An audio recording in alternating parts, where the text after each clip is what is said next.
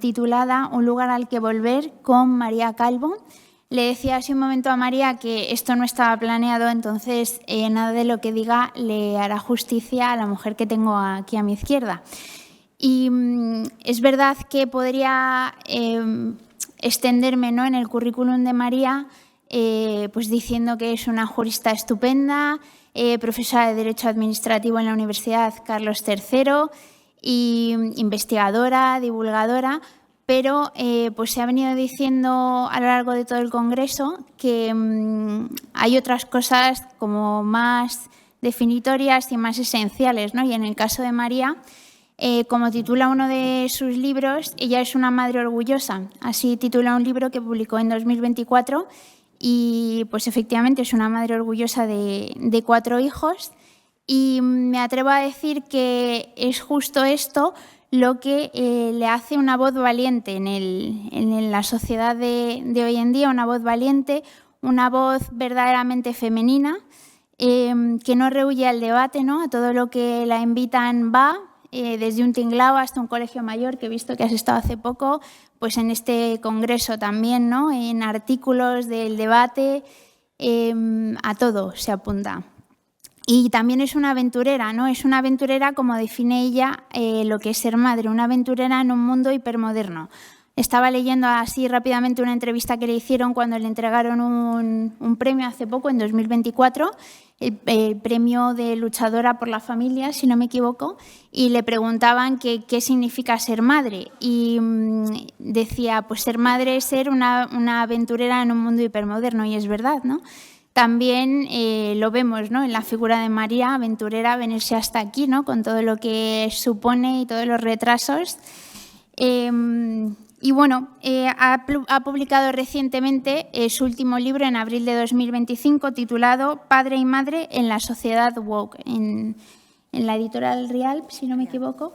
Sí, en la editorial Rialp. Como he dicho, le dieron hace un año el Premio Nacional de Luchadora por la Familia en la plataforma de la familia. Es miembro del Consejo Asesor Ejecutivo del Real Instituto de Estudios Europeos, miembro del patronato de la Fundación Red Madre y fue presidenta de la Asociación Europea de Educación Diferenciada, en el que ha centrado la mayoría de sus trabajos y de sus estudios, ¿no?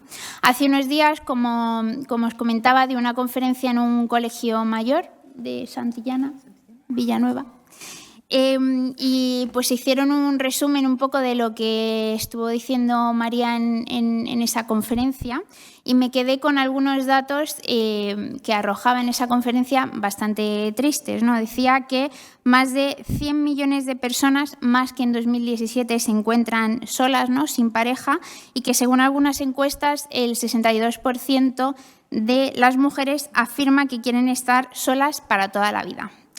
Y estos datos, ¿no?, reflejan efectivamente todo lo que hemos venido diciendo en este congreso, ¿no?, que pues nos hemos, ¿no?, tragado la mentira de que es mejor, la mentira además antinatural, ¿no?, de que es mejor estar solos. Y si ya la soledad se vuelve asfixiante, pues no pasa nada, porque tenemos el Estado, ¿no?, que nos cubre, ¿no?, algunas carencias, nos suple, nos medio consuela para seguir tirando, ¿no?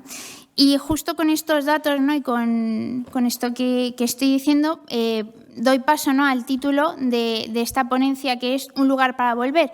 Y yo me pregunto, justo con estos datos, ¿no?, que son angustiantes, pues un lugar para volver, pero ¿dónde o cómo, no? Si parece que no hay, que lo estamos perdiendo, que la familia ya no importa. Así que con esto pues doy paso a María, que nos ilumine. Pues muchísimas gracias. Gracias al CEU por haberme invitado. Gracias, Lucía, para ser improvisado. Madre mía, qué maravilla, ¿no? Y perdón por el retraso. Gracias especialmente a Monseñor Luis Argüello por haberme alterado el orden de las ponencias. He salido muy perjudicada, evidentemente, porque el nivelazo que me ha puesto don Luis Argüello es inmenso y yo, en fin, pues no llego ni a la suela de los zapatos, pero en fin, haré lo que pueda. Y a propósito de lo que comentaba Monseñor, Efectivamente, en relación con María, con la Virgen María y la admiración que le tienen los musulmanes, recordaba un atentado, no sé si recordaréis un atentado que hubo en el 2003 en Irak a siete agentes del CNI que fueron emboscados y mataron a 6, y al séptimo, que se llamaba José Manuel Sánchez, no le mataron porque llevaba una medalla de la Virgen María. Entonces, le estaban apaleando y al verle la medalla, uno de los que le estaba pegando se acercó, le dio un beso y es una señal, por lo visto, entre ellos de que había que dejarle. Y se salvó por ese motivo. O sea, que es verdad, es cierta la admiración que tienen de María. Tengo que decir que estoy hablando de arraigo, hablando de raíces, bueno, pues que yo estoy un poco arraigada en Valencia, evidentemente, porque los profesores sabemos muy bien, los profesores universitarios, que tenemos dos familias, una familia biológica, pero que también tenemos una familia académica, ¿eh? Y mi padre académico, don Rafael Gómez Ferrer Morán, es valenciano de pro, y me hizo amar esta tierra valenciana en la medida en que me propuso, y así lo hice, el estudio del régimen jurídico de la Albufera de Valencia. Por lo tanto, tengo cierto arraigo con esta tierra valenciana. Muy bonito el cuadro que habéis puesto de Edward Hopper, ¿no?, para representar la soledad. Decía Simone Weil que echar raíces es la necesidad más importante y, sin embargo, más ignorada del ser humano. El otorgar raíces por parte de los padres es un regalo antropológico ineludible y esencial. Yo creo que el acto de mayor trascendencia e impacto existencial que nos corresponde a los padres en relación con los hijos, ¿no? Ser hijo significa ser generado. Y el ombligo a mí me parece que es una de las cicatrices más hermosas que podemos tener, porque nos recuerda precisamente que no nos hemos autogenerado y nos recuerda que tenemos un endeudamiento simbólico original con nuestros padres, ¿no? Con esos padres que nos han dado raíces en una familia formada por un padre y una madre, un padre desde la fortaleza tierna, una madre desde esa ternura fuerte, con esa alteridad sexual que hoy se niega. Nos han dado una familia imperfecta, ¿eh? Todas las familias son imperfectas, vuelan los platos, son un caos, un campo de batalla. Lo que tenemos que intentar es que sea sensatamente imperfecta. Una familia que ha establecido un orden de filiación, una ley simbólica de la familia. Una familia en la que se nos ha otorgado una identidad estabilizante, un sentido de pertenencia, dignidad, arraigo. Una familia que nos ha regalado una genealogía, con un esqueleto de apellidos que se remonta siglos atrás, porque somos fruto de tiempos pretéritos y corre por nuestras venas sangre de dos linajes que se entrecruzan hasta el alba de los tiempos. Somos seres genealógicos, que echamos nuestras raíces en tiempos que ni podemos vislumbrar. Estamos hechos de memoria y de historia. Y nuestros padres, esos padres imperfectos, ahora que veo muchos jóvenes por ahí, imperfectos, pero que os aman profundamente. Estoy recordando una frase que decía Freud. Decía, maduramos cuando aprendemos a perdonar a nuestros padres. Pues tenedlo en cuenta. Y nuestros padres son los que nos han dado esa familia y son los que, digamos, han constituido el prólogo en el libro de nuestra vida. Aunque el resto de las páginas, jóvenes, os corresponde escribirlas a vosotros. Los ancestros nos sitúan temporal, cultural y geográficamente. Nos hacen un hueco en la sala. Por eso, estar desarraigados supone haber sido arrancado de la profundidad del tiempo y de la historia. La familia es un fenómeno biológico, pero también es un fenómeno cultural.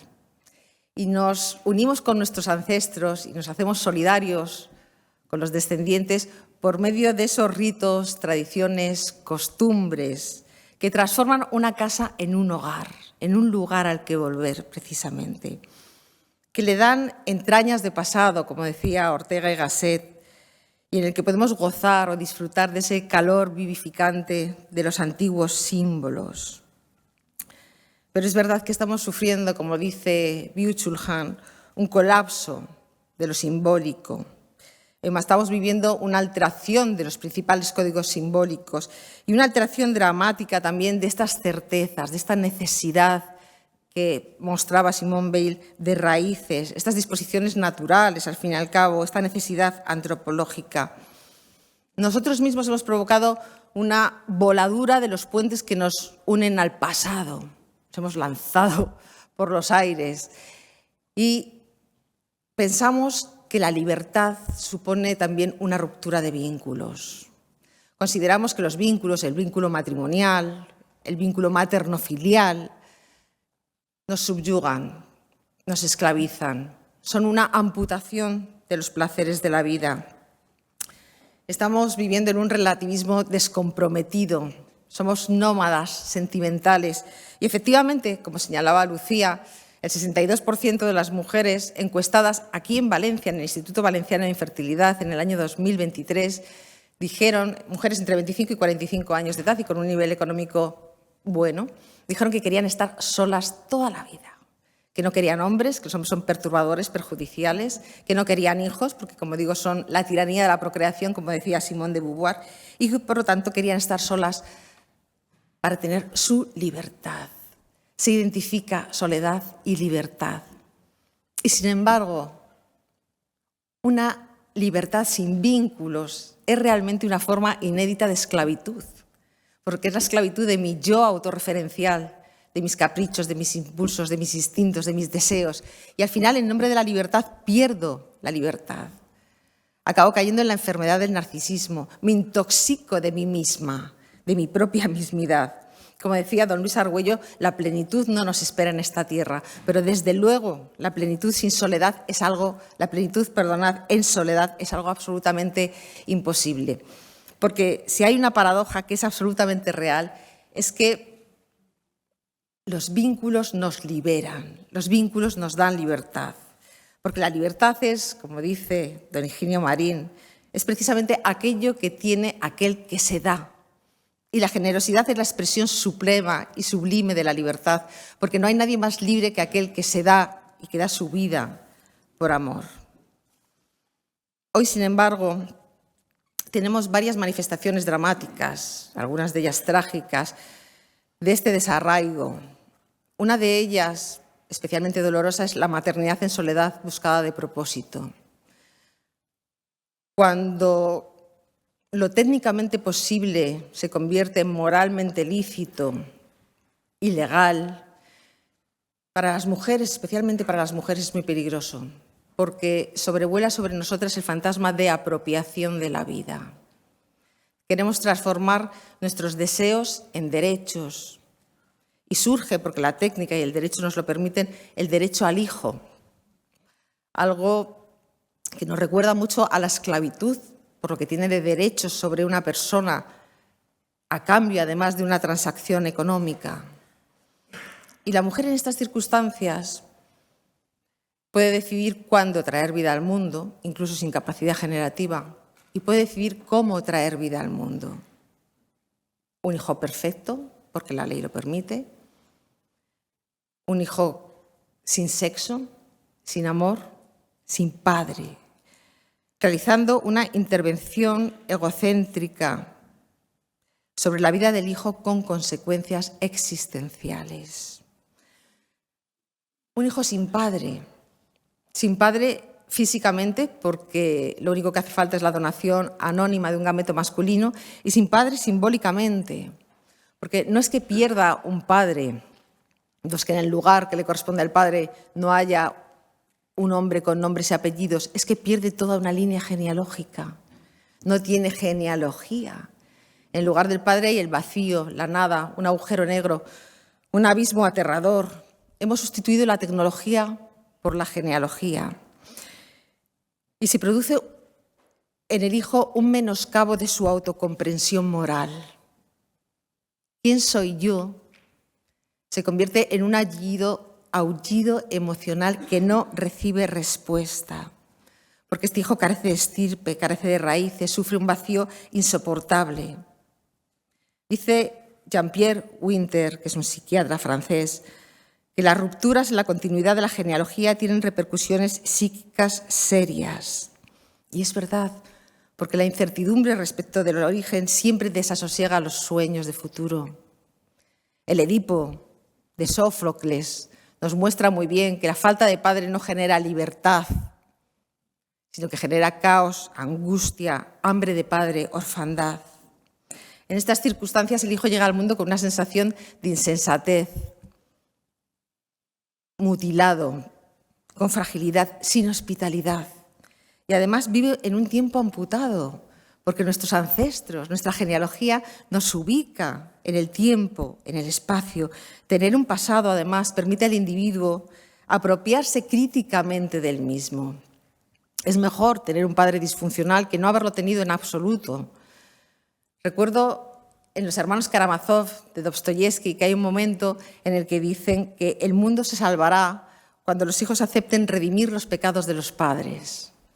Pero sin padres no hay nada que redimir, no hay nada que perdonar, no hay nada que enmendar, tampoco hay nada que agradecer, no hay nada que transmitir. La nada, el vacío, el desarraigo. Y podríamos pensar, estos hijos que vienen al mundo sin raíces, desarraigados, serán más libres. Pero la paradoja es la contraria. Son hijos que no tienen libertad porque vienen sometidos a una relación de dominación. Vienen no a cumplir su libre albedrío, que siempre se nos escapa de las manos a los padres y de nuestras expectativas, sino que vienen normalmente a cumplir un objetivo concreto, dar sentido a la vida de quien lo creó. La Comisión de Bioética en España advierte al respecto. Cuidado que no se trate de un deseo autorreferencial, cuidado que no se trate de un deseo narcisista, egoísta, porque un hijo no puede venir nunca como un producto de consumo emocional, a llenar nuestros vacíos existenciales, a cumplir nuestros sueños frustrados, a hacernos compañía en la soledad, a satisfacer, como dice Massimo Recalcati, psicólogo italiano, las expectativas inconscientes de su madre, convirtiéndose en la prolongación narcisista de sus expectativas fantásmicas, objeto del goce exclusivo de la madre. Quiero insistir en la relación íntima que tiene el arraigo y la libertad. Porque la libertad del ser humano requiere un comienzo indisponible. El hijo, para ser libre, no debe ser un hijo buscado de propósito, fruto del deseo narcisista de la madre. No debe ser un hijo programado, planificado. El hijo libre es el hijo que es acogido. Cuando venga, siempre inoportunos, todos somos inoportunos y todos los hijos sois inoportunos. Cuando venga y como venga, con todos sus defectos, carencias, debilidades, imperfecciones, porque son manifestaciones de originalidad de la vida y nos humanizan como un don, un regalo, una sorpresa, inédito, inesperado, como un efecto secundario de la relación sexual amorosa de sus padres, no como un producto, sino como un subproducto de esa relación de sus padres, que, como dice Fabrice Hayat, no desearon un hijo de propósito, sino que se desearon el uno al otro. Acoger a un hijo significa renunciar a los sueños omnipotentes de control, aceptar el riesgo, abrirnos a la sorpresa. El hijo es alteridad, trascendencia en su más pura inmanencia. Y los hijos vienen a transformar el mundo, porque cada vez que llega una pequeña criatura al mundo, que es esa mezcla de necesidad, porque al principio nos necesitáis muchísimo, pero también de libertad, porque tenemos que dejaros volar. Cada vez que llega una criatura nueva al mundo, se produce la transformación sin retorno de la faz de la tierra. La tierra no vuelve a ser la misma. Por eso decía Hannah Arendt, que la natalidad es la que salvará al mundo, precisamente porque es la llegada de jóvenes nuevos, niños nuevos, criaturas, pequeños primitivos, salvajes, que hay que humanizar. Es la llegada de estos pequeños primitivos que vienen a regalarnos un nuevo comienzo. Pero para eso, para que nos regaléis un nuevo comienzo, tenemos que daros libertad. Decía Goethe, el poeta, que hay un legado, el único legado válido que podemos dejar a los hijos, raíces y alas. Por eso arraigo y libertad están unidos, son una misma cosa, inescindibles, en una relación sinérgica y simbiótica. Si un hijo no tiene raíces, no puede tener alas. Si no tiene arraigo, no va a atreverse a saltar fuera del nido. Raíces y alas. Raíces, esa familia imperfecta de la que hemos hablado. Y alas, hay que daros alas para transformar el mundo realmente. La libertad, esa es la gran paradoja de los padres. La gran paradoja es que os criamos a nuestros hijos con todo el amor y os criamos para que os separéis de nosotros. Os criamos para que aprendáis a prescindir de nosotros. Os criamos dándoos todas las herramientas para que seáis autónomos e independientes y podáis ejercer vuestro libre albedrío, no cumplir nuestros sueños, ni cumplir una tradición familiar, ni hacernos compañía en la soledad. Nada de eso es verdad. Ojalá que eduquemos a nuestros hijos para que no nos necesiten para nada y, sin embargo, nos quieran para todo. Porque los hijos son descendencia, no son pertenencia. La experiencia de paternidad y maternidad nunca es apropiación de la vida. Siempre es vaciamiento, desposeimiento, descentralización. Una vida que sentimos todos los padres como si fuera nuestra, pero que nunca será nuestra, porque ser genitor de la vida no te hace propietario de ella. La maternidad es hospitalidad sin propiedad. La paternidad es responsabilidad sin propiedad. La familia es pertenencia, pero también es errancia, es procedencia, pero es porvenir. Son costumbres, ritos, tradiciones, pero también es progreso. Son raíces, pero también es rebelión. Y esa exigencia de rebelión de los jóvenes es legítima y es necesaria, porque la familia y el entorno familiar, que puede ser muy acogedor, puede transformarse en limitativo si no les dejamos volar. La familia no puede ser esclerotizante. Somos custodios de nuestros hijos, pero tenemos que permitirles que saboreen la aventura. Esa es la mayor prueba que nos espera a los padres. Confiar a los hijos al desierto, que saboreen el desierto, que se extravíen para encontrarse a sí mismos, aunque nos duela el alma, aunque llevemos el corazón en carne viva cuando veamos que van por rutas salvajes, por caminos equivocados y que no les entendemos. Porque los hijos son un enigma indescifrable. Siempre nos consolará ver que José y María tampoco entendieron a Jesús. De manera que esto es algo que entra dentro de la normalidad, dentro de una familia. Pero esos hijos que vuelan, como decía Teresa de Calcuta, volarán pero no será nuestro vuelo, soñarán pero no será nuestro sueño, vivirán pero no será nuestra vida. Esos hijos saben que tienen un lugar al que volver, un lugar, su arraigo, sus raíces, donde van a encontrar siempre las luces encendidas, un fuego cálido, y a su padre y a su madre, su puerto, su roca, su campamento base, firmes en el amor, esperándoles pase lo que pase. Muchas gracias.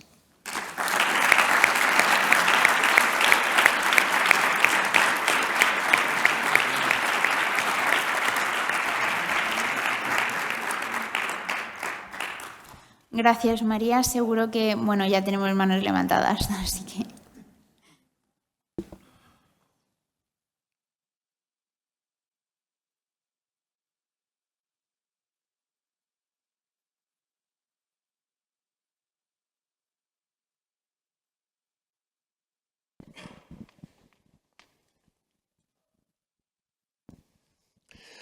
Bueno, muchísimas gracias por la intervención, es muy sugerente. Yo quería hacer dos preguntas, un poco a bocajarro. Una, su opinión sobre la situación económica actual desde el punto de vista de la creación de familias nuevas. Si cree que es una situación económica, porque es de lo que se quejan mucho y yo tengo la impresión de que en parte tienen razón. Los sueldos son los que son, en fin.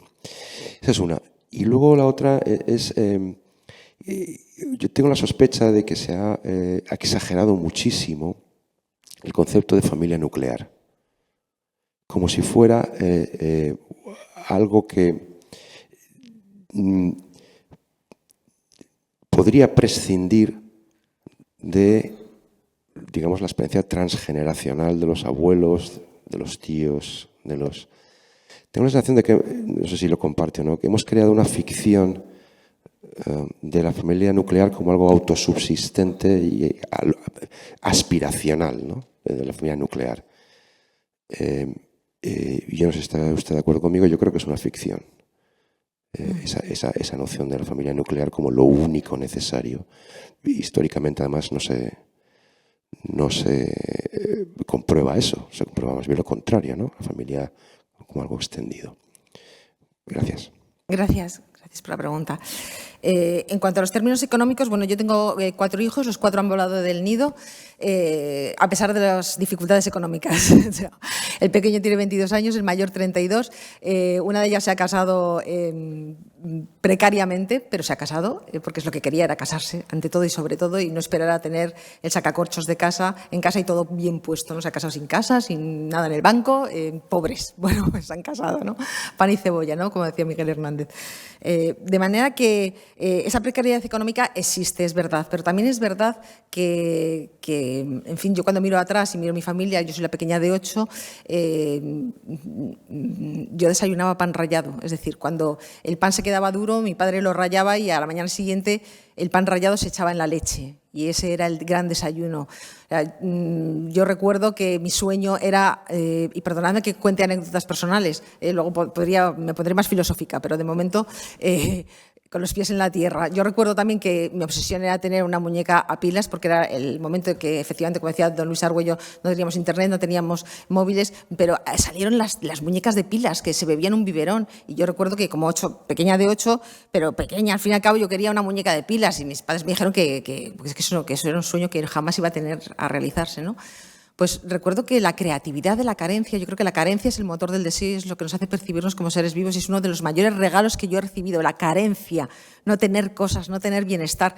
O sea, la creatividad se desborda. Yo recuerdo que una de mis muñecas le hice un pedazo de agujero en la boca y empecé a llenarle de comida real. O sea, yo le metía papillas, le metía pan, le metía leche hasta que eso empezó a oler horrible y hubo que tirarlo, pero digamos que la creatividad, la carencia genera creatividad, ¿no? Entonces, ¿es verdad que hay problemas económicos? Sí. No creo que sean mayores que los de generaciones anteriores. Me estoy refiriendo a mí que yo tengo casi 60 años, a la de mis padres, ¿no? Pero es verdad que muchas veces identificamos felicidad con bienestar en relación con nuestros hijos y nos estamos equivocando, ¿no? Yo creo que la felicidad tiene muchísimo más que ver con la fortaleza, con darles esas herramientas y esas herramientas muchas veces el no, es el límite, es la frustración, que por cierto la frustración debería ser un derecho fundamental de la infancia, el derecho a ser frustrado, a saber que no se puede todo en la vida, que no se puede tener todo y que hay que luchar por ello, entre otras cosas, ¿no? Entonces yo creo que la fortaleza, hacer fuertes a los hijos para que puedan superar los obstáculos sin morir en el intento y ser felices pues con pan y cebolla, pues yo creo que tiene muchísimo más valor, ¿no? Decía Miguel Dors, el poeta, que la felicidad es no ser feliz y que no me importe. Yo creo que esa es la enseñanza que tenemos que dar a nuestros hijos, ¿no?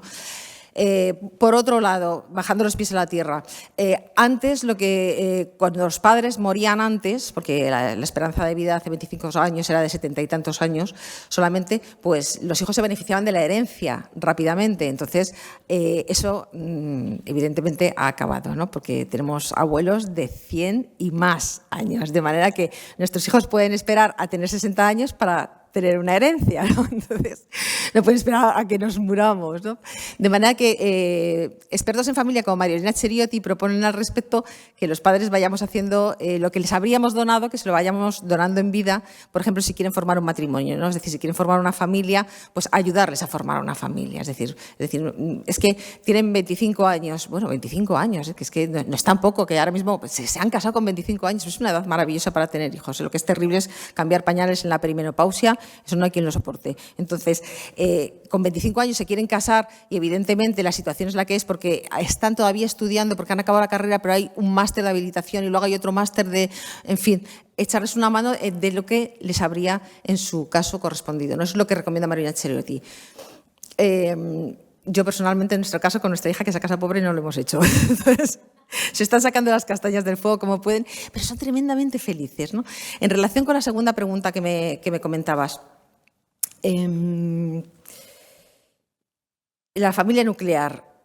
Es verdad, antes me presentaba Lucía y me decía, es una madre orgullosa, madre de 4 hijos. Y lo que se ha olvidado Lucía es que ante todo y sobre todo soy una mujer orgullosa de mi marido. O sea, estoy orgullosa de mi matrimonio. Creo que la pareja tiene que ser lo primero. Y creo que, sinceramente, estamos desvirtuando la familia porque estamos centralizando a los hijos. Llevamos una vida familiar niñocéntrica, solamente pensamos en nuestros hijos. Y eso es un error terrible. Tenemos que pensar en la pareja. No hay una sola política familiar que invierta nada. Gracias. No, si mi marido estuviera aquí estaría, vamos, diciéndome, ¿pero qué estás diciendo? Si luego me tienes abandonado. Pero es verdad, Es decir, no hay una sola política familiar, pero de ningún partido político que se centre en el matrimonio. No digo matrimonio religioso, que por supuesto, matrimonio civil, que haya un compromiso, que haya un amor de compromiso, ¿no? De para toda la vida. Y tenemos que aprender a ser un matrimonio para toda la vida, porque los hijos vuelan, los hijos tienen que volar, tienen que marcharse. Y al final nos tenemos que quedar solos y felices, solos y felices. Ese problema que tenemos ahora de la depresión del nido vacío es algo moderno, es algo nuevo, es algo que nos morimos cuando se van nuestros hijos porque nuestro marido o nuestra mujer se ha convertido en un perfecto desconocido. Ese amor de amistad, que es el amor de comunicación, de conocimiento, lo hemos perdido. Centramos nuestra vida en nuestros hijos y perdonadme que os saque a colación otro ejemplo de andar por casa, pero es que creo que al fin y al cabo es la vida misma. A mí me pasa, yo cuando voy a hacer la compra, pues compro los cereales, a pesar de que mis hijos son mayorcísimos, los cereales que le gustan al mayor, la otra es vegana y le compro un no sé qué especial para veganos y la otra. Y siempre vuelvo a mi casa sin haber comprado la leche sin lactosa de mi marido, que es alérgico. O sea, no le tengo en mi radar. Error. O sea, debería llegar con el carro lleno de cosas para mi marido y a mis hijos, en fin, el último mono, ¿no? Que eso se decía mucho antes en las familias, ese es el último mono. Que vuelvan a ser el último mono, porque además así serán más libres para irse. Y además así querrán casarse cuando nos vean. Es decir, si nuestros hijos nos ven emocionados como pareja, o sea, que lo primero es papá, lo primero es mamá, ellos van a querer eso. Si ven que papá es el último mono, nuestros hijos no van a querer casarse, porque no van a querer estar en el cuarto oscuro de la familia. Yo recuerdo una anécdota, perdonad con las anécdotas, pero recuerdo una anécdota en la universidad, precisamente en la Carlos III, a la que pertenezco, tomándome un café en la cafetería, un grupo de jóvenes, de chicas, que tendrían unos 20 años aproximadamente, muy empoderadas, decían que efectivamente no querían casarse, no querían tener hijos, porque los hombres son unos pervertidos, perjudiciales, perturbadores, tóxicos, solas. Y una de ellas dijo, yo sí, yo quiero encontrar un hombre que me mire como mi padre mira a mi madre. Bueno, tajante, increíble, ¿no? De manera que tenemos que invertir en matrimonio. Hemos densificado las relaciones de sangre. Sé que esto suena duro, pero es patológico, en el sentido de que hemos hecho muy, muy estrechos, muy esclerotizantes las relaciones con nuestra familia de origen, con nuestros padres, no nos vamos nunca de casa, y con los hijos. Giramos en torno a los hijos. Si somos mujeres nos enamoramos de nuestros hijos, absolutamente, y no les dejamos volar. En un matrimonio tiene que ser primero la relación horizontal sobre la vertical. Antes que la familia de origen, antes que mis padres está mi marido, antes que mi sangre está mi marido. Eso hay que tenerlo clarísimo. Y antes que mis hijos está mi marido. Yo recuerdo en una ocasión que el pequeño, que ahora tiene 22 años, me lo recuerda constantemente, con 6 añitos me dijo, el más mimado, que mimadísimo, además venía después de un aborto, con lo cual, bueno, es que ese niño para mí ha sido increíble. Y una vez, el muy canalla, me preguntó, con 6 añitos, mamá, ¿quién prefieres que se muera, papá o yo? Terrible pregunta. Oh, pues le dije, pues hijo mío, prefiero que te mueras tú. Porque yo tengo que pasar el resto de mi vida con tu padre, que es a quien he elegido libremente. A ti no te he elegido libremente, has aparecido aquí. Y es con quien voy a pasar el resto de mi vida. Y contigo no, que tú te vas a ir. Y en aquel momento fue horrible, pero ahora me dice, mamá, tenías razón, porque ya se ha largado, de hecho. Tiene 22 años, pero a los 20 se largó. Y eso que prometió que viviría conmigo toda la vida. Dijo, mamá, me voy a quedar contigo toda la vida. Ya ha volado, ¿no? De manera que tenemos que volver a restablecer el orden, ¿no? Sencillamente traer a colación los evangelios. José y María con Jesús a miles de kilómetros de distancia de su lugar de origen. Desarraigados, sí, pero no, porque donde estaba él, donde estaba ella, ahí estaba el hogar. Mark Twain tiene un libro precioso que se llama Diarios de Adán y Eva y finaliza con la siguiente frase, muere antes Eva que Adán, y Adán al final dice, donde estaba ella, allí estaba el paraíso. Ojalá consigamos eso nosotros.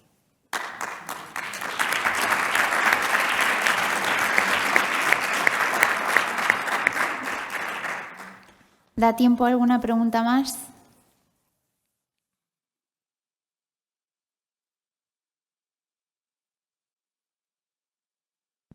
Enhorabuena, María. La pregunta es la siguiente. Mientras describía el fenómeno de las madres que renuncian a su maternidad, que es tan antinatural, con este fenómeno derivado que son, si acaso, pues maternidades en soledad, yo añadiría los perrijos, un fenómeno también cada vez más frecuente, el perro como sustituto. Yo estaba recordando una obra de teatro de Sartre, que es muy excepcional en su trayectoria, que es Bariona, el hijo del trueno, que escribe como favor a un amigo sacerdote prisionero en un campo de prisioneros alemán. Y ahí plantea una situación en la cual la comunidad judía, desesperada porque el Mesías no viene, decide rebelarse contra Dios y renunciar a tener hijos como acto de desesperación. Entonces mi pregunta es por las causas, si podrían ir por ahí las causas, que es fruto de desesperación o rebelión. Sí. Sí, bueno, pues yo creo que hay muchas causas al respecto, ¿no? Creo que una de las causas también tenemos que mirarnos a nosotros mismos, hacer examen de conciencia, igual que tenemos que hacer examen de conciencia en relación con el matrimonio, qué ejemplo estoy dando yo a mis hijos, hasta qué punto no tenemos nosotros mismos la culpa de no haber sabido transmitir la belleza del matrimonio, nos han encontrado siempre cansados, siempre quejosos, ¿no? Siempre criticando al cónyuge, y eso se transmite, ¿no? Al final no quieren casarse porque han visto a su padre y a su madre, que en fin, que eso no es un paraíso, ¿no? También muchas madres no hemos sabido transmitir la belleza de la maternidad, porque hemos sido una generación, sobre todo la generación mía, yo creo que es una generación que vivimos la Revolución del 68, nos liberamos, quiero decir, abandonamos el hogar, el ser solo madres, y pasamos a tener una profesión y no dejamos de ser madres. Es decir, somos una generación bisagra en el sentido de que nos hemos dedicado a la maternidad muy plenamente, pero también nos hemos dedicado a lo profesional muy plenamente.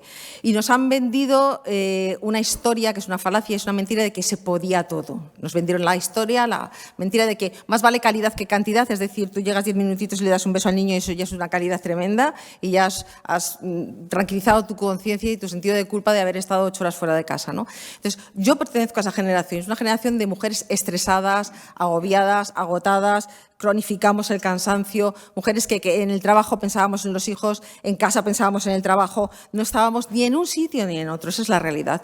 Entonces, ¿qué ha sucedido? Que la generación siguiente, que es la de las jóvenes actuales, no quieren ser como nosotras, no quieren vivir esa angustia, no quieren tener esa sensación de precariedad constante. Entonces, desgraciadamente, han optado por ser, digamos, por la parte erótica que llama Mariona Chiriotti, ¿no? Mariona Chiriotti, en ese libro maravilloso que tiene de erótica y materna, dice: la mujer tiene dos partes, una parte materna, una huella psicológico-materna ineludible en la medida que podemos traer vida al mundo, aunque no traigamos vida, somos madres, maternizamos el mundo, y otra parte erótica, que es la parte de mujer, profesional, amiga, trabajadora, ¿no? Entonces, es verdad que siempre ha habido una prevalencia de una de las dos partes. Digamos que antes del 68 prevalecía la parte materna y las madres estaban sobre todo volcadas en la maternidad y abandonaron la parte erótica, abandonaron la parte profesional, abandonaron la parte pública, y muchas se sintieron tristes, mujeres amas de casa tristes porque lo habían dado todo por los hijos, pero los hijos vuelan nuevamente. Entonces habían sido como todo madres, demasiado madres, dice Osvaldo Poli, demasiado madres. La parte materna devoró a la erótica, entonces se sentían fragmentadas. Entonces la Revolución 68 fue lógica, porque esas jóvenes que se lanzaron a las calles no querían ser como sus madres, tampoco. Entonces querían trabajar fuera. Entonces toca mi generación, la de lo hacemos todo. Soy madre, pero trabajo y no puedo más. Y ahora, sin embargo, la parte erótica ha devorado a la materna. Tenemos mujeres muy profesionales. La mujer de éxito es la mujer que reniega de la maternidad porque es un obstáculo, porque es una tiranía, porque es una amputación de los placeres de la vida, porque no me deja promocionarme, ¿no? Entonces tenemos una parte erótica muy desarrollada que ha devorado a la parte materna. Entonces nos han hecho creer también, es verdad, que ese instinto materno es una debilidad que no debemos mostrar fuera. Entonces, hay un porcentaje de mujeres que no quieren ser madre o que dicen que no quieren ser madres también, porque hay que ser muy valiente para dejar un puesto de trabajo y decir: es que quiero ser madre, o una reducción de jornada, porque el ambiente ahora mismo es ¿estás loca? ¿Qué vas a hacer? ¿Vas a amargarte la vida? ¿Vas a destruir tu futuro? Y sin embargo, no, siempre hay tiempo. Aprovecho que hay muchas jóvenes aquí, jóvenes femeninas, ¿no? Siempre hay tiempo para retomar una carrera profesional, siempre. Ahora, para tener hijos y criarlos con calidad humana. No hay tiempo siempre. Eso de la congelación de los óvulos es una locura. Esa idea la están ofreciendo las empresas, están ofreciendo, a mi hija se lo han ofrecido, congelar los óvulos para cuando sea un mejor momento para ser madre. Es decir, el mensaje que están lanzando los jóvenes es: ser madre no merece la pena, es algo secundario, ahora tienes que promocionarte profesionalmente porque si no eres una pringada. Y yo empresa, que soy maravillosa y soy muy progresista, te congelo los óvulos gratuitamente. ¿Para qué? Para ser madre cuando seas una abuela. Realmente, yo voy a ser abuela ahora, estoy feliz de ser una abuela joven, evidentemente. No voy a cuidar de mis nietos, aviso, ya se lo he dicho a mi hija. No pienso, ¿por qué? Porque soy joven y quiero viajar con mi marido y tener un segundo noviazgo con mi marido, precisamente, ¿no? Entonces, la sociedad está absolutamente empujando a las mujeres, las propias empresas que ofrecen lo de los óvulos, y además nos están mintiendo. Ayer era el Día de la Violencia contra la Mujer, pero no hay mayor violencia que la violencia obstetricia en ese sentido. La violencia de un aborto, eso es terrible, es una bomba de relojería de culpabilidad que acaba por estallar siempre, es una fractura irreversible en el corazón de la feminidad. Que no se engañen, por favor.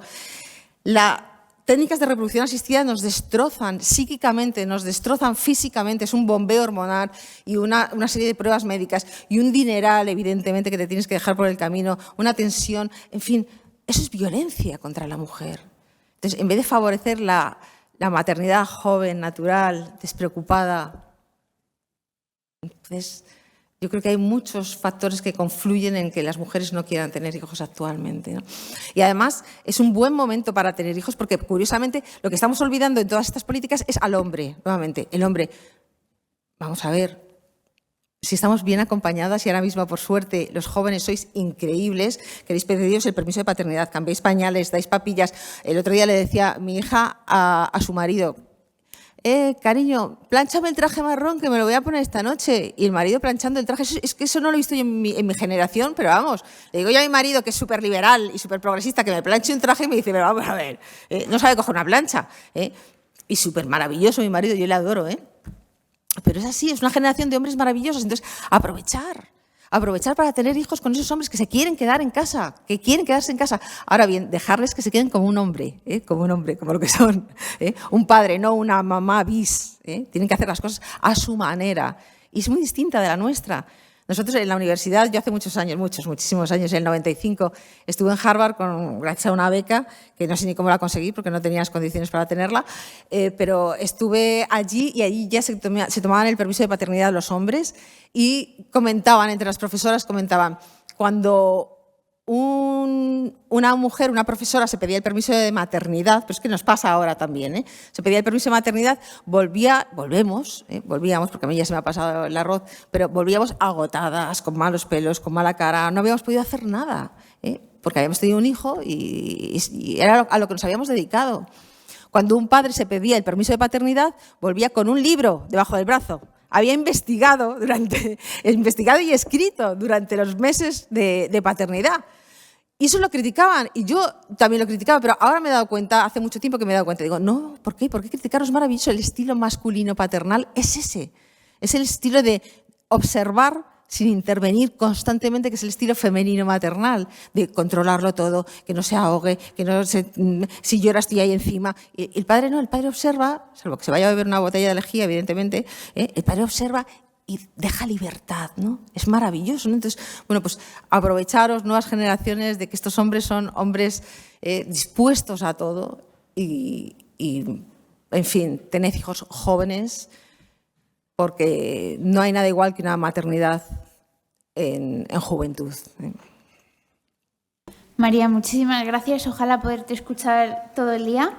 Y gracias por tus últimas palabras. Yo, por lo menos, como sintiendo de parte de los jóvenes, también me voy esperanzada. Así que gracias. A vosotros.